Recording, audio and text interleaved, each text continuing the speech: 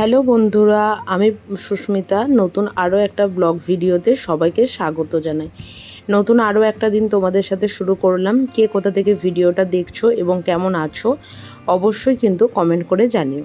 তো সকাল সকাল এখানে ঘুম থেকে উঠে গাছগুলোতে এখানে জল দিয়ে দিচ্ছি। তোমরা যারা রেগুলার আমার ব্লগ দেখো তারা জানোই যে এখানে মোটামুটি রেগুলার 3টে টবই থাকে।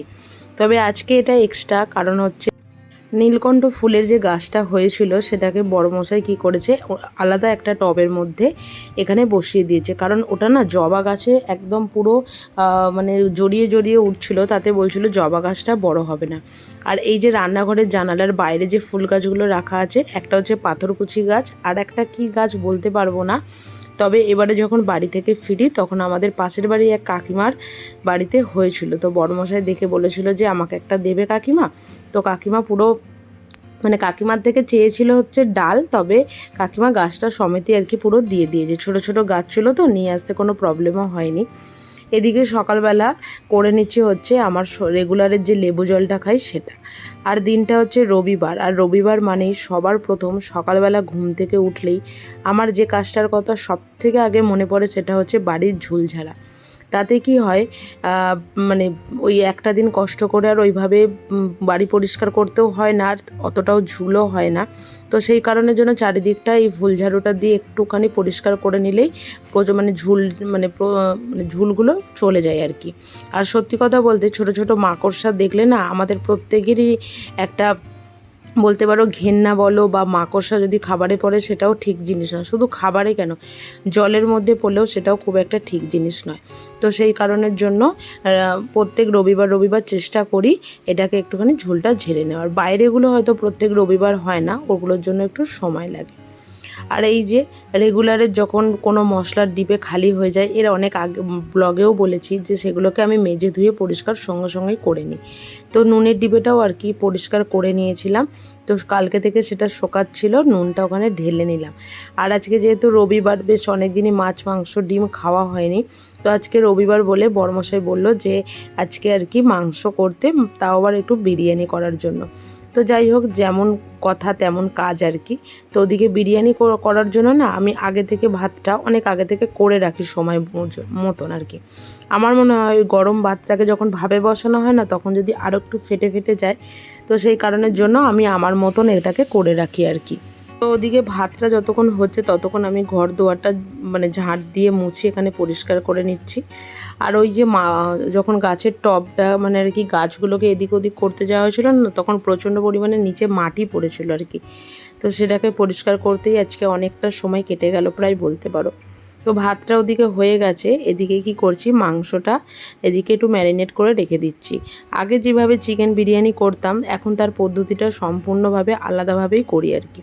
তো ওই একটু লেবু, একটু গুঁড়ো লঙ্কা আর একটু টক দই আর একটু নুন ভালো করে মিক্স করে যেদিন যেমন সময় থাকে সেদিন সেইভাবে রেখে দিই। আর আজকে যেহেতু হাতে অনেকটা বেশ সময় আছে, সেই কারণের জন্য ওটাকে মিক্সড করে রেখে দিয়েছি। আর এদিকে রান্নাঘরে কিছু বাসনপত্র ছিল, যে কাজকর্মগুলো অবশ্যই পেন্ডিং ছিল, তো সেগুলোকে এদিকে গুছিয়ে নিচ্ছি আর কি। আগের দিন রাতে করেছিলাম একটু ভাত, আর এদিকে থালা বাসন যেগুলো ছিল সেগুলো সকাল থেকে আর গোছানোর সময় পাইনি। রবিবার হলেই একটু দেরি করে ঘুম থেকে ওঠা, আর তার সবথেকে বড় জিনিস হচ্ছে কাজ তো এদিক ওদিক পরিষ্কার পরিচ্ছন্ন সমস্ত কিছু করা থাকে, সেগুলোই আর কি একটু দেরি হয়ে যায় বলতে পারো আর কি। তো এদিকে রান্নাঘরে টুকিটাকি কাজকর্ম করতে করতে যতক্ষণ ওদিকে ভাতটা হচ্ছিল ততক্ষণ এদিকে টেবিলটা একটু ঝেড়ে পরিষ্কারও করে নিচ্ছি। তবে এই গরমের সময় এই যে মাটির কলসিটা দেখছেন, এক প্রকার এটা কলসি নয়, এখন হাঁড়ি টাইপের হয়ে গেছে, মুখটা একদম পুরোপুরিভাবে হাঁড়ির মতো। আগে কুঁজোর মুখগুলো তো এখনও পর্যন্ত সরুই হয়, তবে এটার মুখটা বেশ হাঁড়ির মতন। তবে পরিষ্কার পরিচ্ছন্ন করতে কিন্তু খুব ভালো সুবিধা হয়। তো সেই কারণের জন্য ঠান্ডা জল খাওয়ার কোনো অসুবিধা কিন্তু একদমই হয় না। তো মোটামুটি বাইরের কাজ সমস্ত কিছু কমপ্লিট। তো এদিকে আমি বিরিয়ানিটা বসার জন্য প্রথমে আলুগুলোকে ভেজে নিচ্ছি। তবে বেশ কিছুদিন আগে পর্যন্ত যখন বিরিয়ানি করতাম তখন আলুগুলোকে ভাজতাম না, আলুগুলোকে ডাইরেক্ট একদম কড়ার মধ্যে সমস্ত কিছু মশলা দিয়ে একদম সেদ্ধ করে নিতাম। আর ইদানিংকালে মনে হয় যে যদি একটু পরিমাণে আলুটাকে একটু যদি ভালো করে ভাজা করে নেওয়া হয় তাহলে সেটা খেতেও কিন্তু খুব ভালো হয়। তাই অল্প পরিমাণ নুন দিয়ে এখানে আলুটাকে ভাজা ভাজা করে নিচ্ছি। আর এরপর বেরেস্তা করব, তার উপরে বিরিয়ানি। আমার মনে হয় যে মাংসটা যদি ম্যারিনেট করা থাকে আর ভাতটা যদি আগে থেকে হয়ে থাকে না, আমার আবার বিরিয়ানিটা করতে খুব একটা বেশি সময় লাগে না।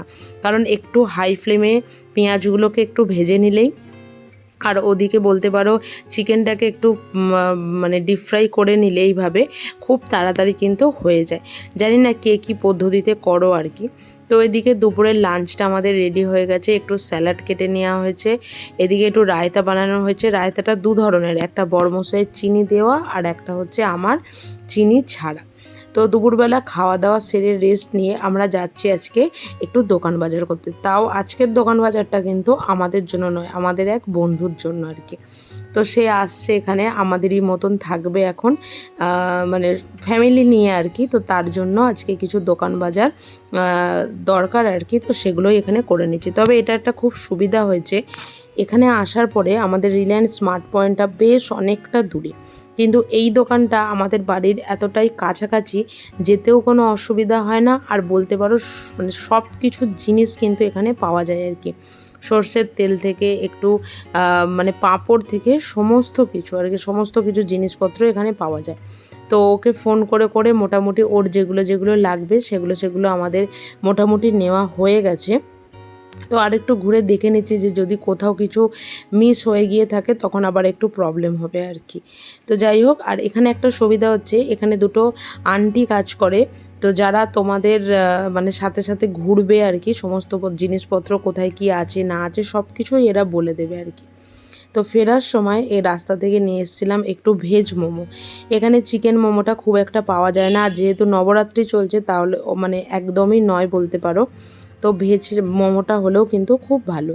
তো এই মোমো খেতে খেতেই চলো আজকের ব্লগটা এখানে শেষ করছি।